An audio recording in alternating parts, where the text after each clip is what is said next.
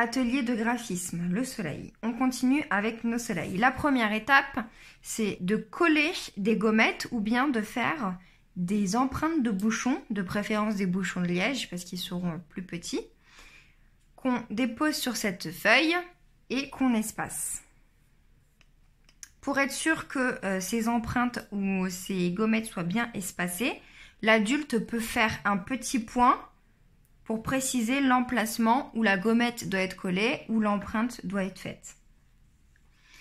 Ensuite, on passe à un petit atelier de découpage. L'adulte sépare les colonnes pour faciliter le travail de l'enfant de cette manière. Et on donne ce bout de feuille à l'enfant. On lui demande de découper sur les traits. Donc les traits sont quand même assez proches les uns des autres pour faire de fines bandes. Les enfants minutieux vont très bien y arriver. Pour les autres, ça risque d'être un peu plus difficile. Donc ce n'est pas grave, c'est un exercice de découpage. Si ce n'est pas réussi, le parent donc laisse bien sûr l'enfant s'exercer, puis fait lui-même le découpage pour que l'enfant puisse avoir ses bandes. Maintenant, on explique à l'enfant que nous allons réaliser des soleils. Il a déjà fait les ronds de soleil avec la gommette ou la peinture.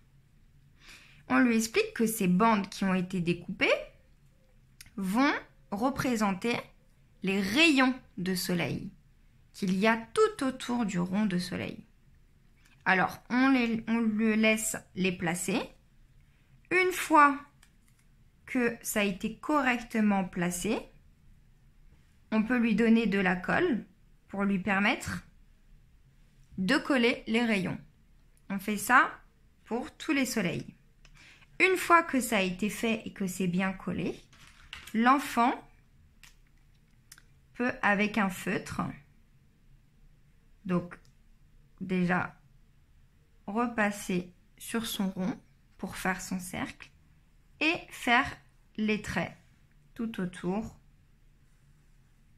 pour faire les rayons de soleil. Et il fait ça sur tous les soleils. Il faut que ce soit collé. Je n'ai pas de colle, alors je ne fais pas ça très bien. Mais le rendu doit ressembler à ça.